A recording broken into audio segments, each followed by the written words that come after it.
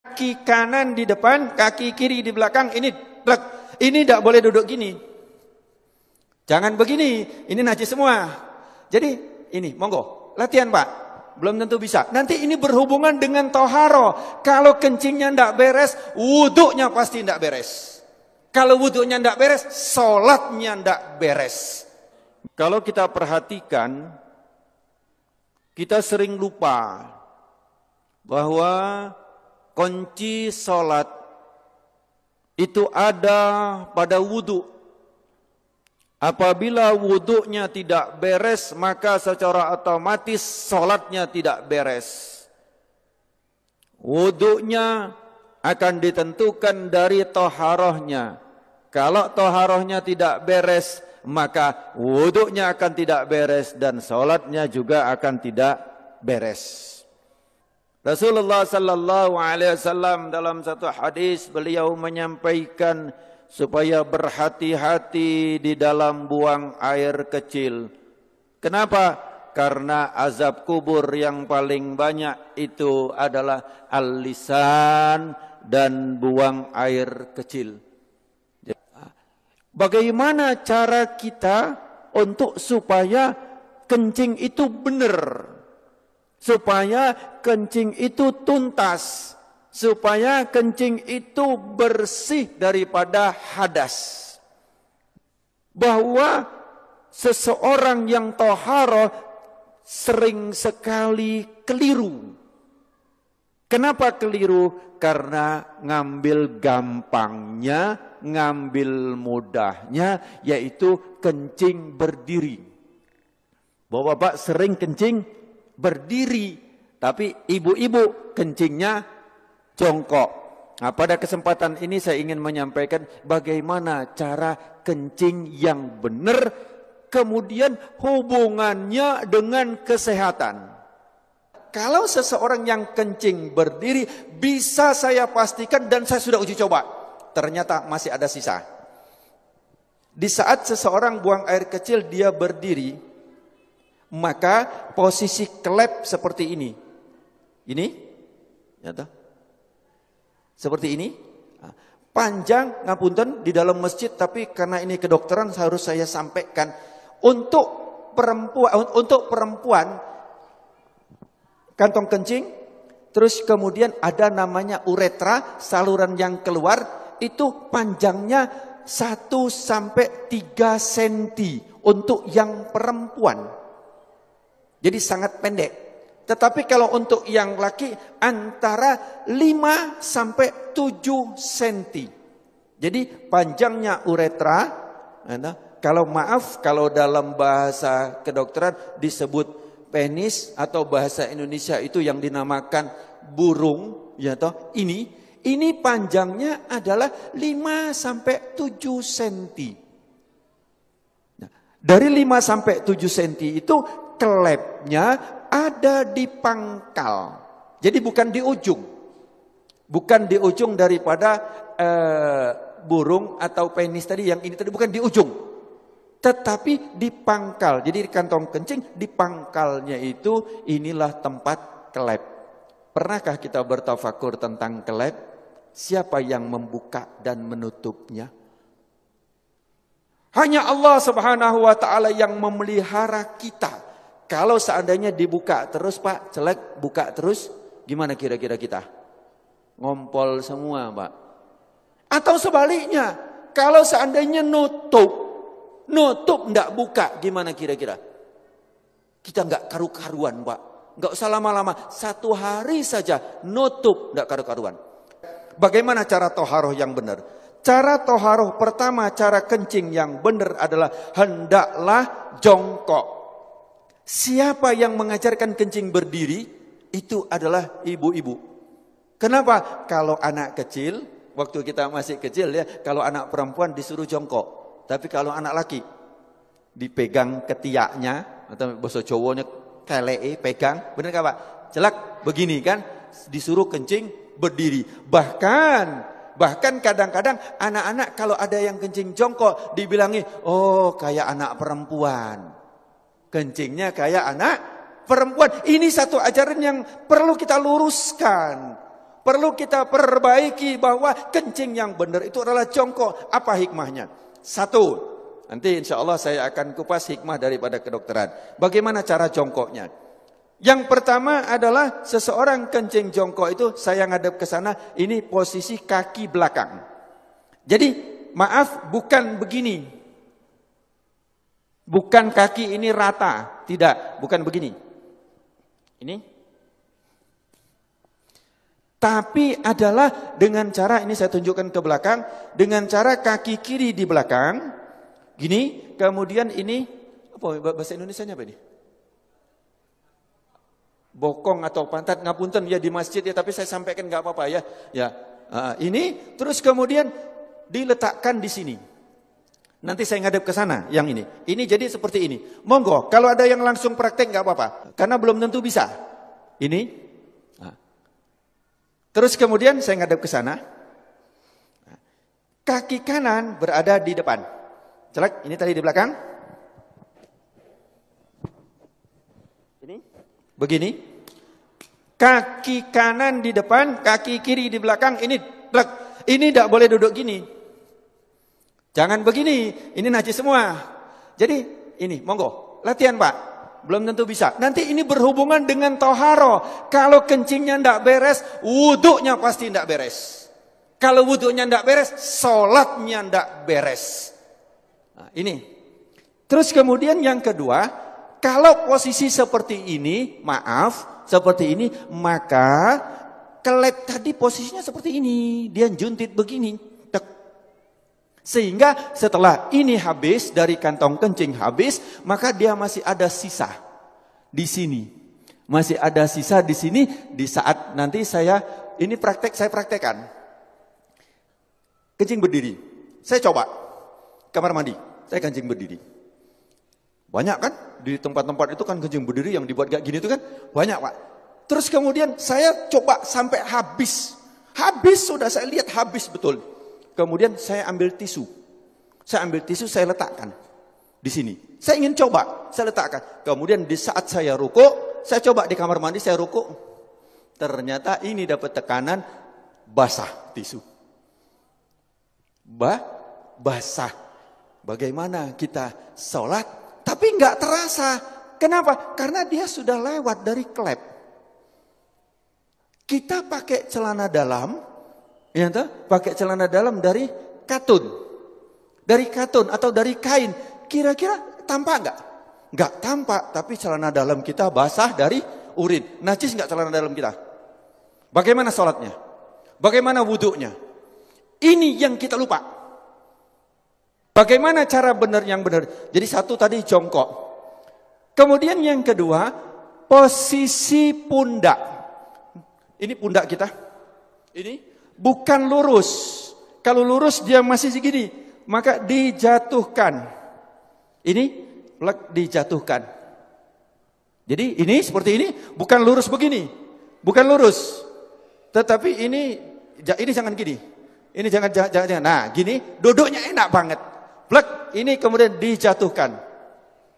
Nah, di saat dijatuhkan itu, maka posisi kelep tadi yang seperti ini, dia akan turun ke bawah.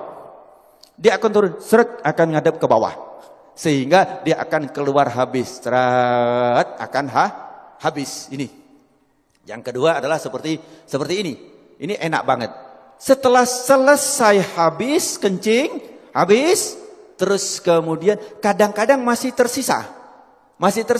Itu boleh digoyang. Tidak perlu berdiri, boleh digoyang. Enak digoyang. Karena posisi seperti ini tadi, apabila kita goyang, dia berubah.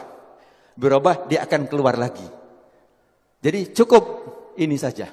Celek, plek, langsung dia keluar. 2-3 kali gak apa-apa. Insya Allah dia akan habis. Setelah selesai seperti ini, yang kedua adalah hendaklah berdehem. Hendaklah berdehem. Ini yang kedua yang diajarkan oleh Rasulullah sallallahu alaihi wasallam adalah berdehem. Bagaimana cara berdehem yang benar? Ini juga penting. Berdehem yang benar itu bukan bukan. Berdehem yang benar itu perlu belajar. Gimana cara berdehem yang benar? Adalah dengan cara tarik nafas. Di saat ini tarik nafas, di saat seseorang tarik nafas, ini paru-paru mengembang, set. Kemudian ini ada batas antara rongga dada sama rongga perut. Ini ada namanya diafragma. Diafragma itu pembatas. Di saat seseorang narik nafas, itu seperti mangkok atau piring atau cakram, di mana dia akan lurus. Jadi diafragma di saat kita narik nafas, naik ini, lurus. Terus kemudian di saat kita hentakkan, dia akan cas begini. Di saat begini dia akan menekan rongga perut, kemudian dia akan menekan daripada kantong kencing, sehingga yang ditekan adalah bus, dia akan keluar. Tetapi kalau lego dek kini belum, jadi tidak keluar, gampang ya, seolah-olah gampang. Saya belajar berdehem itu 15 hari. Yuk, bagaimana cara berdehem yang benar? Saya bertanya, 15 hari baru tahu dengan cara tarik nafas. Nah, bukan cara berdehem kayak orang mau lewat ada sandalnya. Bukan. Jadi caranya adalah tarik nafas. Nah, itu harus latihan sebanyak 3 kali. Begitu juga ibu-ibu. Ibu-ibu pun juga berdehem. Ini jarang kita dapatkan untuk berdehem ini, Pak. Ya, yang ketiga adalah dengan cara diurut. Untuk yang perempuan itu adalah ditekan dengan menggunakan tangan kiri, ditekan di atas ini. Nanti kapan-kapan kalau ada pengajian khusus ibu-ibu, nanti akan saya jelaskan bagaimana cara menekan daripada kantong kencing dari atas. Plek, ditekan, dia akan keluar. Kalau untuk yang laki-laki, itu adalah dengan cara mengurutnya. Bagaimana cara mengurutnya? Adalah dengan menggunakan tangan kiri, bukan tangan kanan. Kemudian dengan tangan kiri itu cara mengurutnya bukan dilingkarkan. Nah, sebelum saya menceritakan tentang bagaimana cara ngurut, biasanya kadang-kadang ngapunten ini disentik. Benar, ini disentik, benar. Saya pengajian di mana-mana itu ternyata dokter itu harus disentik dokter. Nah, kalau disentik seperti ini tujuannya betul supaya tuntas, tapi caranya yang salah. Kenapa? Di saat begini maka dia akan ke paha sini dan ke paha sini. Celetik, dan tidak terasa.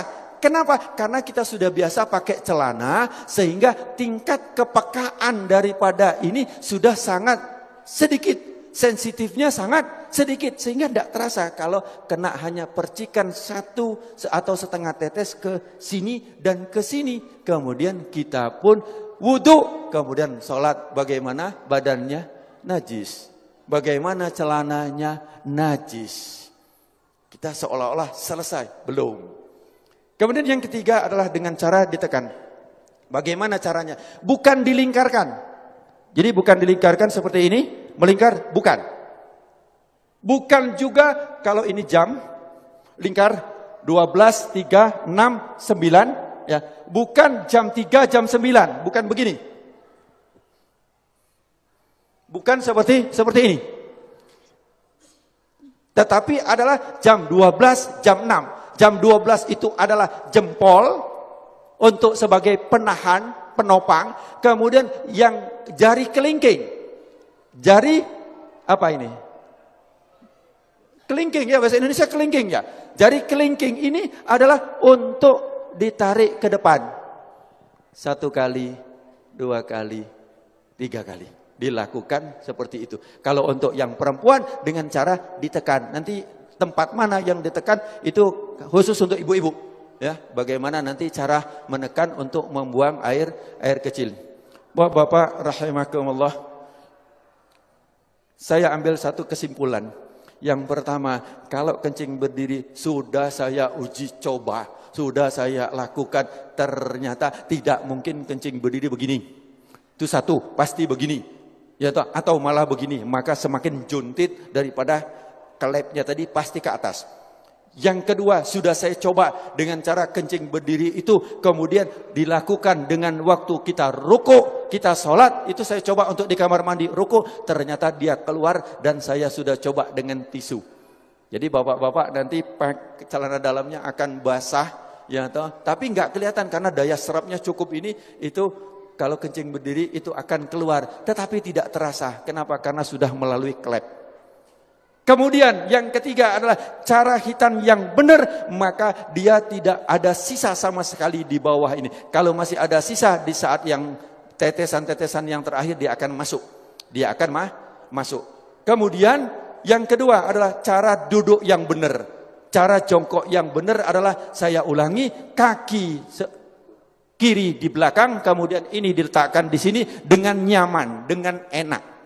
Ini, terus kemudian posisi yang kaki kanan adalah seperti ini, tapi ini jangan dijatuhkan.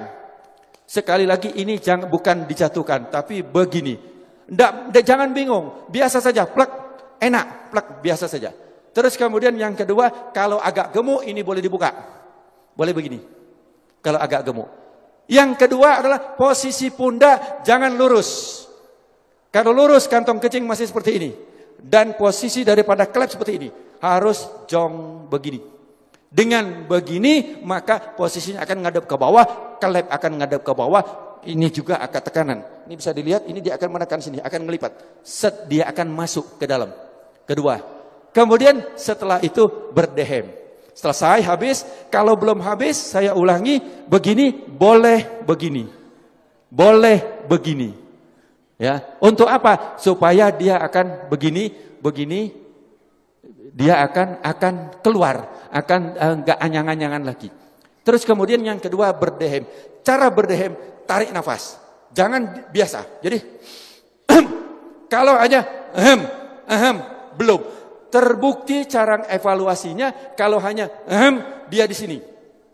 Akan dirasakan di sini. Coba di sini. Tapi kalau tarik nafas pasti di bawah. Dia akan keluar. Tes 3 kali. Setelah itu baru kemudian dengan cara diurut. Tapi sebelum berdehem, sebelum diurut, tadi kita harus geser supaya dia ini. Bapak-bapak rahimakumullah.